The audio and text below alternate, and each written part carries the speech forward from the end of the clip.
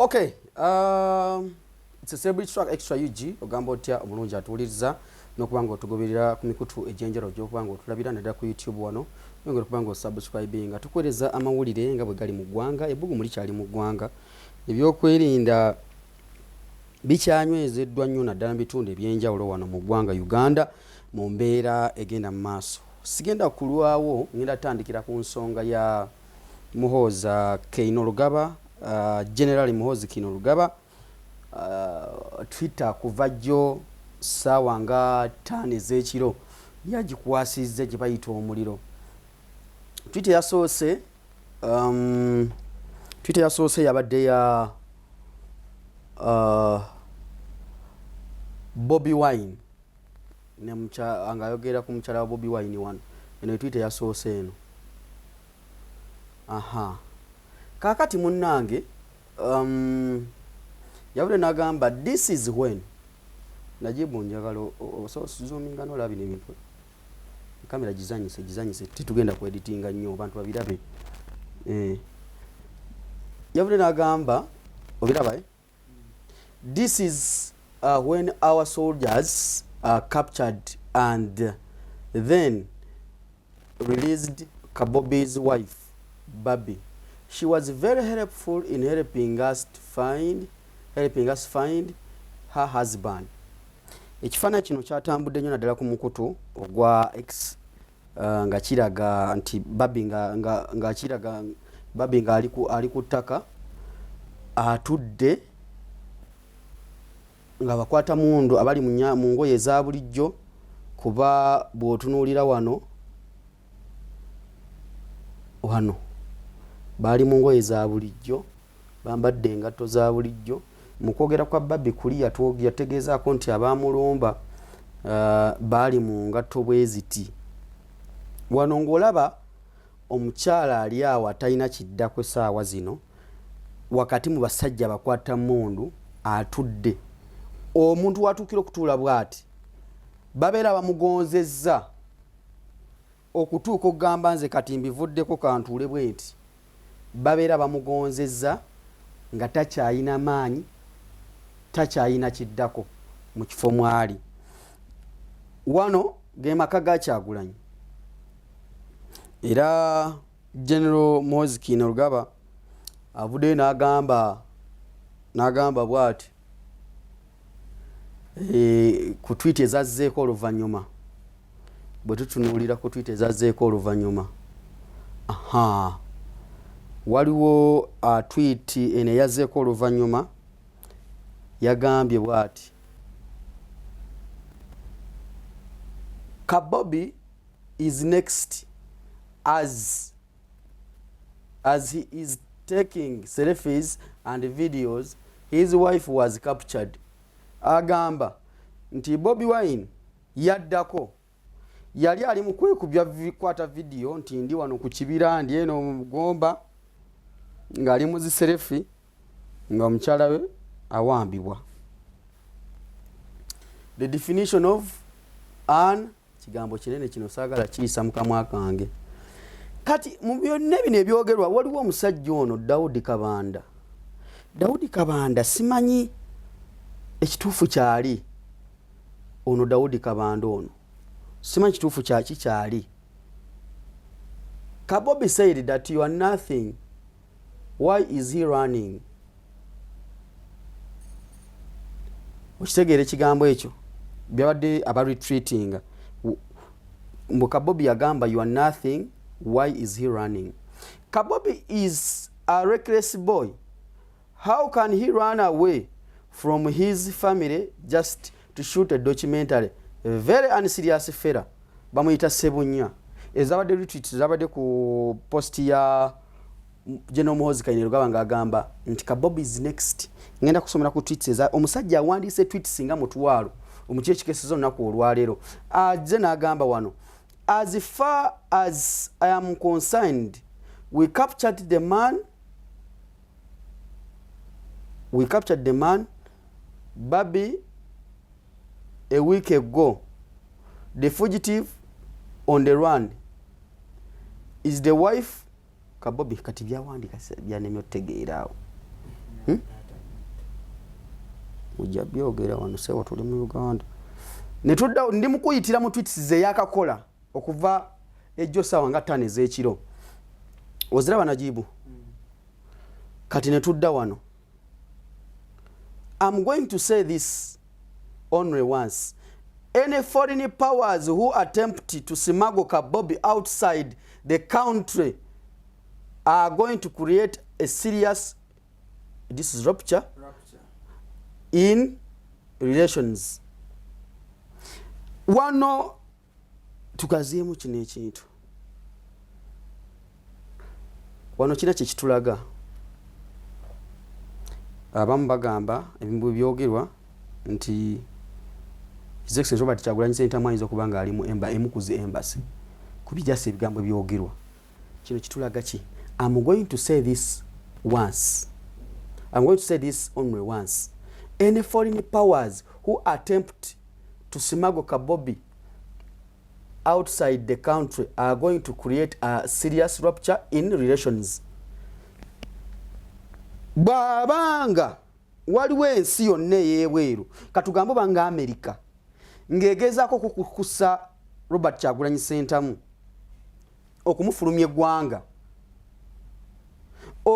eggwanga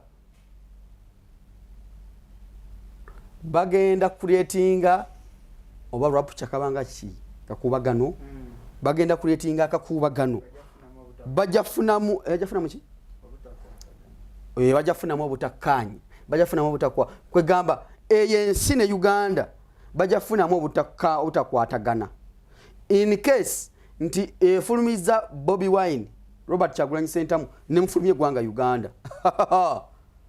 Eno post tugende ku post endala. Era wano bakulaga musajja mukulu Daudi Kabanda yasinga ku retweetinga wano. Does he still have a chance to apologize? Ngabuuza General Muhoozi Kainerugaba. General Muhoozi n'agamba Pierre, you can forgive rebels even on their deathbeds. We are most certainly hunting Bobi Wine, Kabobi. He is wanted. Njagala owulire wano. He is wanted. One. He is wanted, dead or alive. Tunoonya tuli mu kuyiga Bobi Wine. Anoonyezebwa. Ayagalwa oba mulamu oba mufu. Oba mufu oba mulamu. Oba mufu oba mulamu tukunoonya. It doesn't matter how long it takes us, we will get him. That is General Muhoozi Kainerugaba. Agambye tunoonya Kyagulanyi oba mulamu oba mufu oba kyetaagisa ki tujja kumufuna bw'atugambye wano. Ezo zonna post ezo zonna posts eziri omukulu zeyatuwadde olunaku olw'eggulo. Okay, ni wano najja nateera mu Lunyarwanda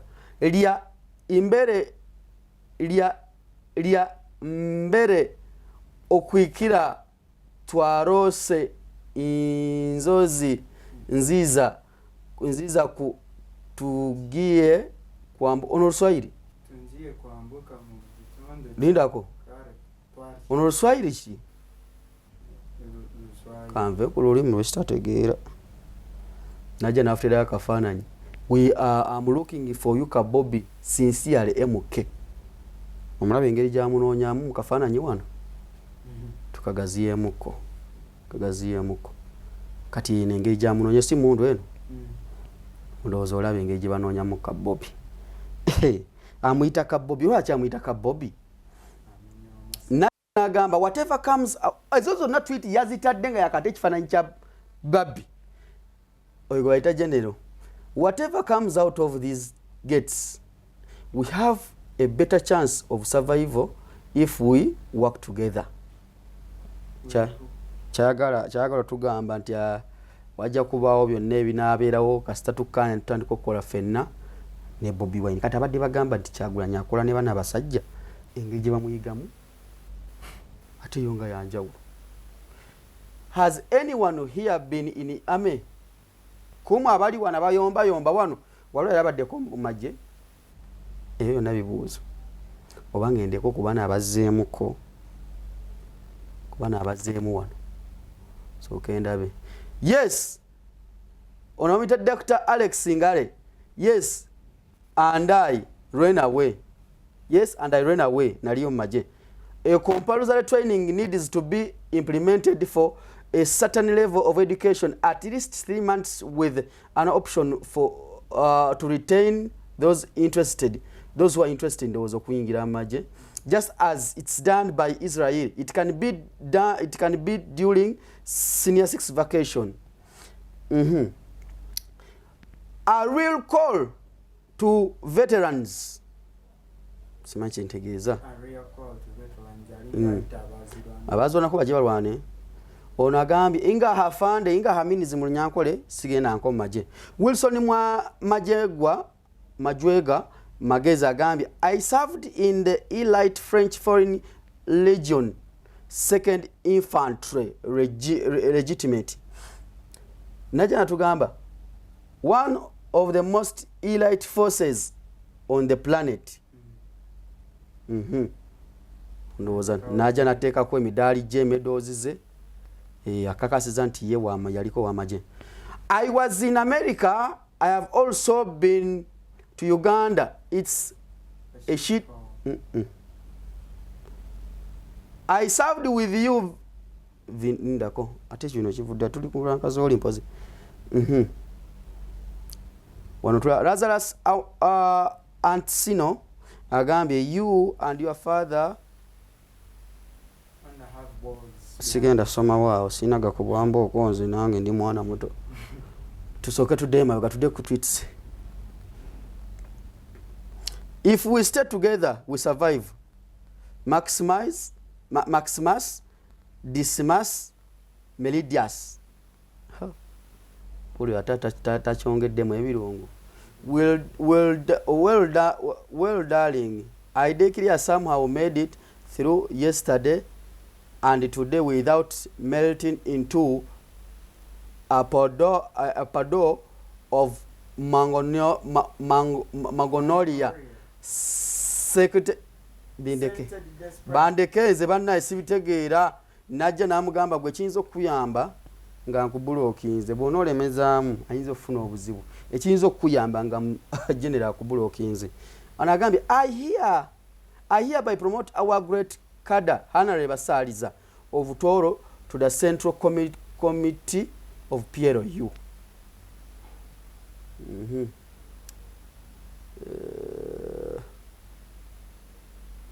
Okay, tulabe.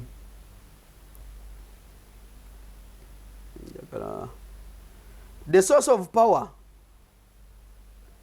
of our party PLU indozanda yogera ku nsonga za PLU. Onagambye wano najja natugamba bwati, if any soldier ekifaananyi tekinyuma kubeerako katuleke kino, if any soldier even attempted to touch Babi, he will be punished very severely. Ndowooza bwe kityo. All our troops are briefed on how to handle women. Give us the details fe tujje tulabe ekyokukola.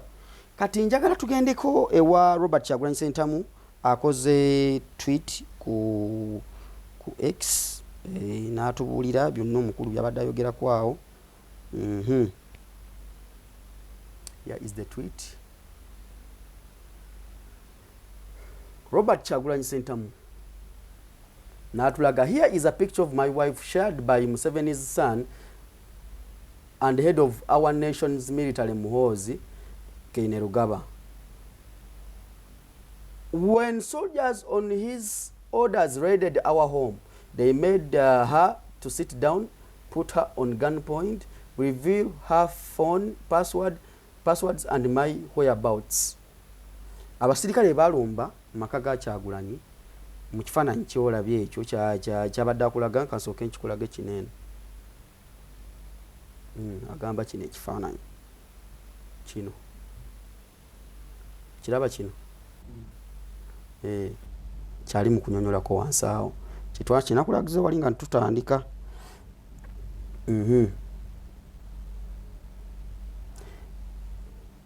When soldiers on his orders raided our home, they made her sit down, put her on gunpoint to reveal her phone passwords and my whereabouts. Bamuteka gunpoint ayogere passwords z'amasimu galina ne bawe jali. Assaulted her and eventually tore her night dress, bayuza night dress ye jali ayambadde, shot while filming. It was only after her blood pressure rose and she became unconscious that these thugs left her before she was rushed to hospital. Pressures wanafutegeza nti babi pressure zaalinya nga bamaze okuyuza night dress gyeyalimu owulira nga bamaze okumutuuza wansi awo ne bamulekawo nga pressure zimukubye ngali unconscious ngali mu mbeera mbi. Then okay. We have Madden to say before we rush to hospital. Bamulekawo ngali unconscious.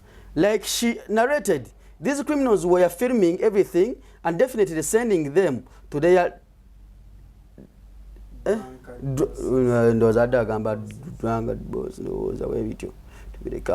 Babi is strong and appreciates all of you who have reached out with messages of strength and solidarity as she tries to recover from the trauma.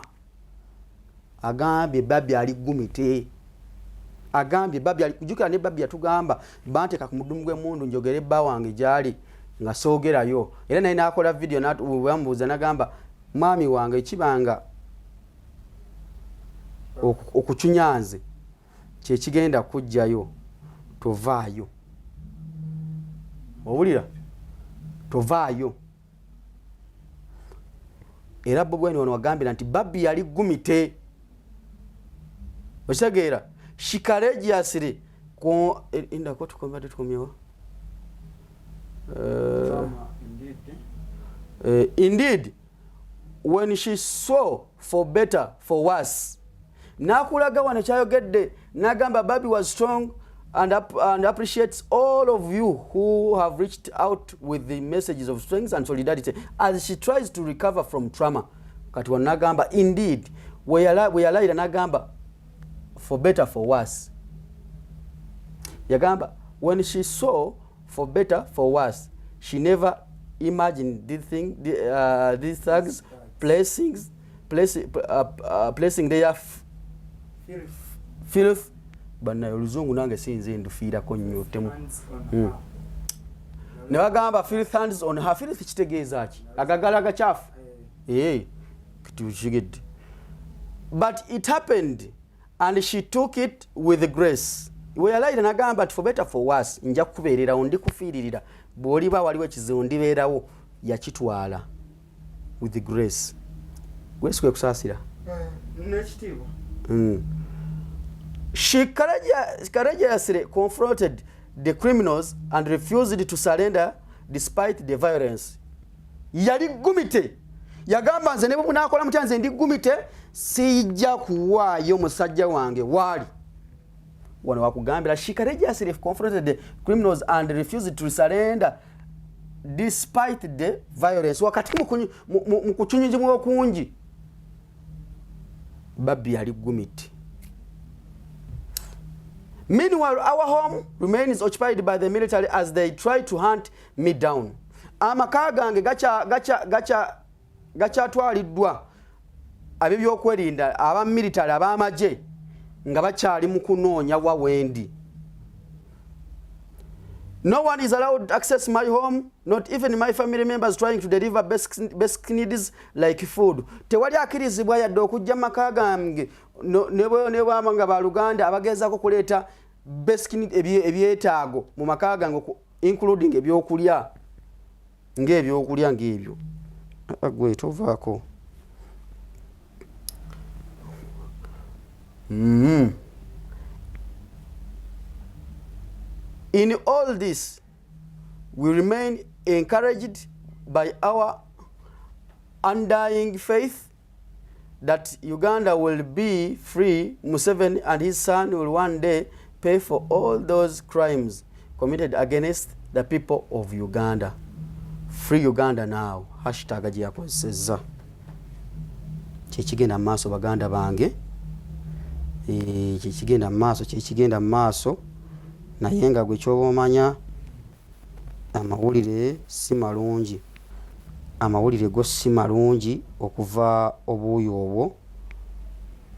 Omukulu ono mukambwemu.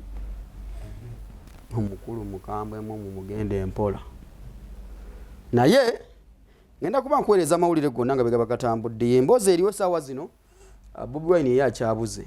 Bakyamunoonya tebamulaba. Bamunoonya tebamulaba. Yasemba okutuwa olwa katambike yatuwa onagamba agenze mukono. Agenze kulya ku kyennyanja e Mukono.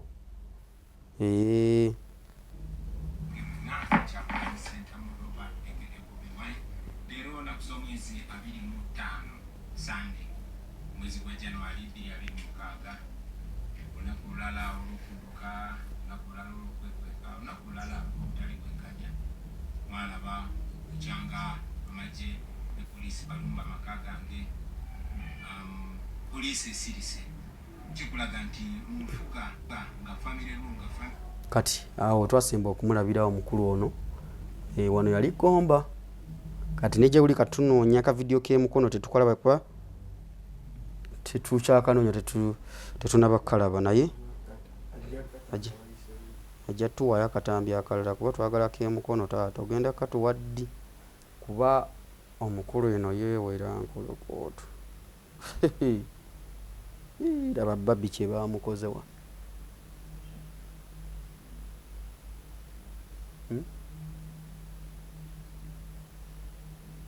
Laba kye baakoze wano obeera ogonze.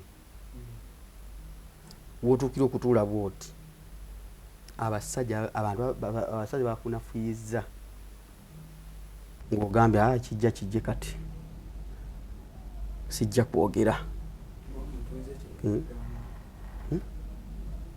Kyemukozeeko kimala sijja kwogera.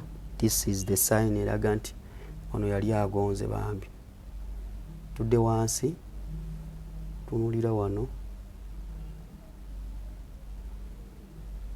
era bwetyo bweri.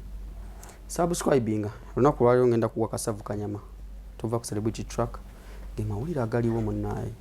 Naye waliwo tweet Mozi yadakoze ku tweet ezimu wali akedde kwetonda ndowooza yadde ayisizaamu eggaali abantu baffe abava mu nsi z'ebweru eyo abadde abayisizaamu eggaali naye maze ne yeetonda munnaye ne yeetonda mu ngeri y'enjawulo. Ekintu ne kibanga ate kitambula bulungi kuba wano agambye ye tweet eyo mbadde nagirabyeko.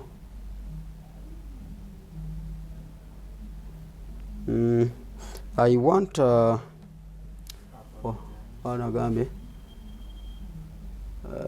want to apologize to our great friends of United States for earlier tweets that I have now deleted.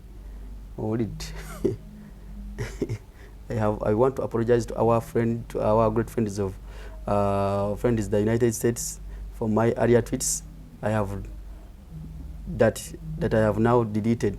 I was being fed with wrong information. I have spoken with the US ambassador to our country and everything is okay. We are going to kati waliwo kali akantu waliwo badde bagambira nti Kyagulanyi ayinza okuba ali mu embassies ezimu naye tebagamba nti ayinza okuba ali mu y'Amerika.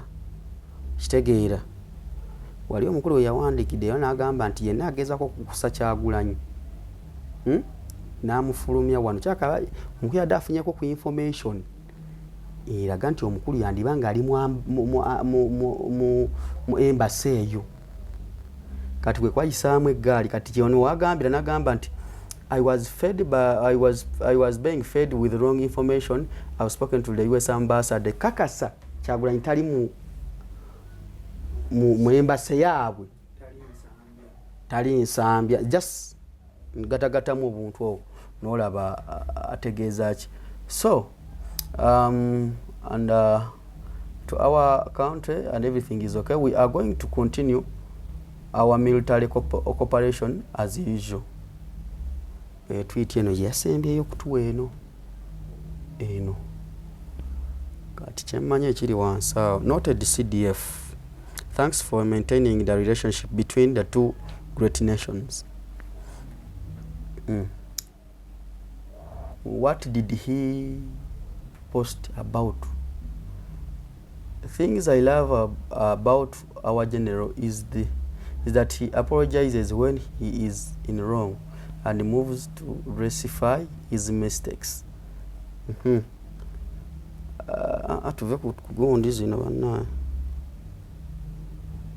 jena mugamba wano great general, the number one, the juggernaut number one international.